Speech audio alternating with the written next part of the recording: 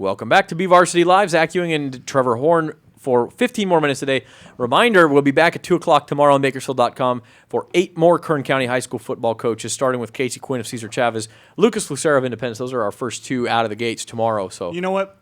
Before we get with Darren, I want to thank all these coaches for coming in. Absolutely. Because, they've thanked us, and that's great and all, but thank you guys for coming in to be able to make this possible. Because one thing that I've noticed is the coaches in this town, in this county, really are receptive to what we do. So we appreciate what you guys do day in and day out. Absolutely. This is the best beard of the bunch right here, too, Darren man. Carr. Yeah. Thanks for that.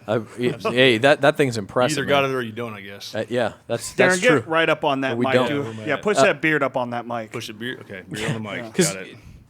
For those who don't know, and I don't know if you've been living in a cave or whatever, but Darren has 2 brothers who have played quarterback in the NFL. Yeah, pretty popular. Really? Yeah, You do? Yeah, a couple guys. Peyton cool. Manning, Eli Manning. Yeah. Yeah. All right, Cooper. Yeah. No, this is the middle brother. Hasselbacks. David Carr's #1 pick, played for the Texans and the Panthers and the Giants. Oh, Did I miss somebody? Yeah, played for the Niners. Niners. Yep. Niners. And then Derek is the Raiders quarterback now, of course. Yep. So you have a little bit of that sort of celebrity by association going on. Sure, that's fun. You Cooper. could have. You were in a good spot at BHS. You were coaching line there. That was a lot of fun, had a lot of success. Absolutely.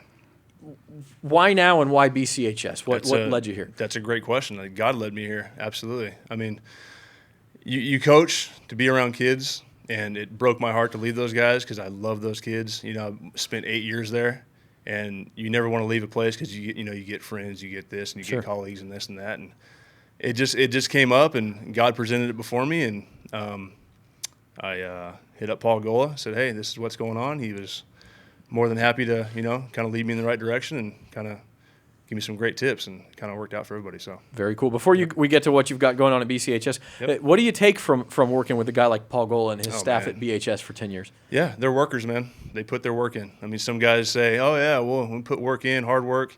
And it's cliche for some people, but not that group, and not when I was there. I mean, we put hours in, And the pay doesn't always add up, but it doesn't need to if you're there doing it for the kids, That's just one thing I've learned from him. He every day he's thinking about the kids. How can we get better? Every offseason it was, hey, go find something better to do. Find something better to do with the agility. Find something better to do with pass catching, anything. Sure. So that's what I took away from him. Always get better. Always continue to get better. Now, having said that, I think, David's running your offense. You got exciting things going on.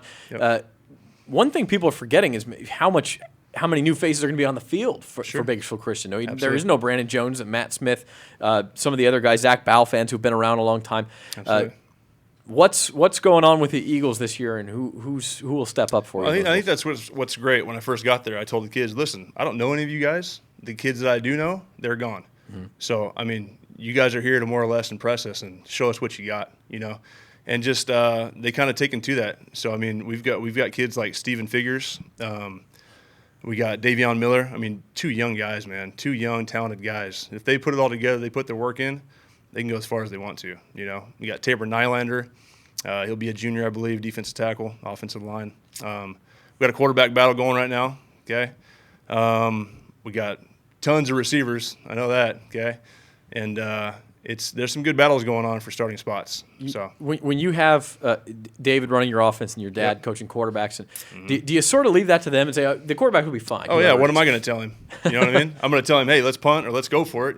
That's about it. But I mean, that's a blessing in itself. That takes a lot of pressure off of a head coach with all the other duties that he has to do. Mm-hmm. And you just kind of keep your pulse on the, on what's going on. Me and Dave talk every day about what's going on. So.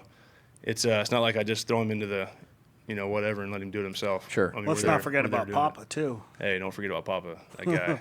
Yeah. Good coach, man. He loves kids, that's for sure. He's like the quarterback whisperer, I think. But oh, yeah, absolutely. Who are the 2 guys at quarterback, and is there a leg up anywhere at this stage? Right now, not really. Let's see. We got Mike Foy. He's a great kid, love him to death. A little mop-up duty last year, I think, right? Yeah, I believe so, yeah. And Brad Western, he's there as well. They both bring different things to the table, and we also have Austin Gaines. We had a transfer from him. Okay. So all do 3 different things. You know what I mean? Different quarterbacks. Yeah, sure. So. And Darren, obviously, your name, your family. There's notoriety. You guys know people throughout the throughout the Central section. Is there any transfers that maybe have come in because of just knowing your name? Not that any guys that you've recruited in, obviously, but no. Anybody that's come in of note?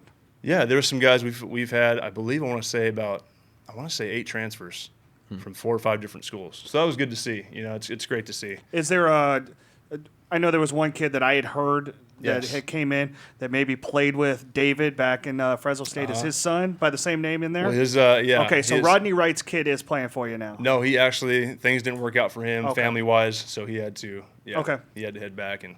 Sure. Kind of upsetting situation. Clovis West for is that probably and pretty everything. happy about that then. Absolutely, man. They're thrilled, I'm sure. Yeah, that kid's a playmaker and Just a a half. super kid in general, man. Yeah. I mean, he was amazing, amazing young guy. So wish him all the best. Let's talk about the defense. Again, some of the names we knew, the Tyler Lozano, the Josh Mantle, those guys are gone. Yep.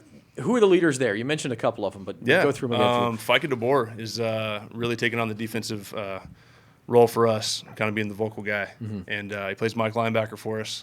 And what's great about what we're running on defense is guys that have played certain spots don't think they have a shot. I'm too fast, I'm too this for that.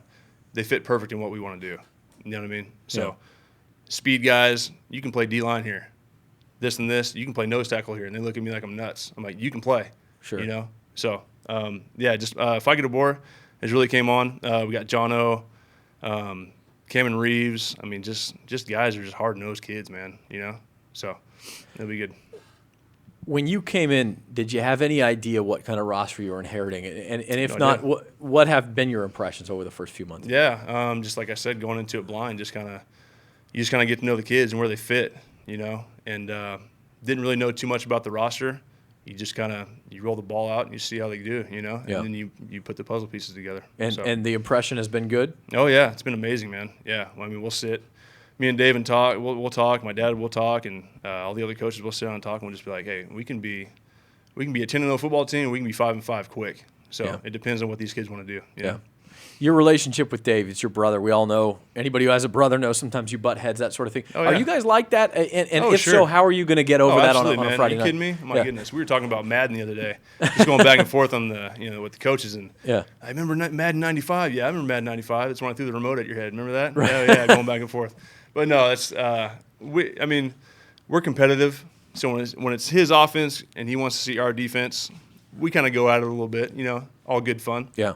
But nothing ever gets too serious. Like my brother and I played Tecmo Super Bowl, and I would handle That's the the offense, one, and he handled the defense. Yeah, and absolutely. you'd get mad at each other, and that was video games. This is real life now. This is real life. Absolutely. So yeah, still competitive. Nothing's changed. Well, I think one thing I noticed was your Car Elite camp that we were out at. I think when you guys were playing the ultimate football game, I think the two of you. Hey, man. And then Derek in there too. I mean, you guys were having more fun. Yeah, tell the kids to get out of the way, man. Yeah, get out of the way. We're trying to score. All right, this isn't for you. Yeah, no doubt about it. Let's bring up Bakersfield Christian's schedule real quick. Sure. You got to kind of change gears here from BHS to BCHS. You're playing different teams for the most part. Yep. Templeton, CVC, we know is a Milk Bowl, huge rivalry. Mission Oak has become a big rivalry for Bakersfield Christian, and so is Wasco in Week 5. So it, at the level that you're at that D3 level, there's not a lot of easy games out there. No, there's not, and. I think it's funny when people ask me, who you guys play Week 6? I'm like, I don't care who we play, man. It does not matter. I'm not going to go and look at a schedule. I mean, I'll take a glance at it. We're home or away. Sure. But we're going to play who we play, and we're going to give everybody, our best shot. So. Have you thought about the SSL? I mean, did you follow it at all when you were at BHS thinking, okay, like for instance, Kennedy and Chavez had great years last year. Is that something that was even in your mind? No, not when I was coaching the BHS. Right. It was not. No, I would keep track of scores and stuff for that, but nothing. But now you've watched some film on these teams, I would think. Oh, yeah, we've watched film for sure. Yeah. Yeah. Where do you fit in? I mean, it's a brand new BCHS roster like we've been talking about. Do you feel like you're right there with some of those teams? We'll see. I mean, we will see. I mean, these kids, like I said, we could be 10-0, we could be 5-5, easy. So whether they want to put the work in like they've been doing, and it's been a great last few months, it's been really cool to see guys fitting in for certain spots. And we'll just let God take care of the rest. We're going to work our butt off. Yeah, we'll say it. I know the coaches don't really want to, but look at those first 3 weeks of the league season, September 25th, October 2nd, and 9th. Those are 3 really, really, really big games as far as the league title race. Wasco, Kennedy, and Chavez. If you guys can go through that stretch 3-0, you're in really good shape. If you and obviously you can also be out of it by that point too. If you lose all 3. So anyway, that's the schedule. I wanted to ask you too, and you talk about and all of you guys are very open about your faith and about that sort of thing, and Absolutely. how God led you to this situation.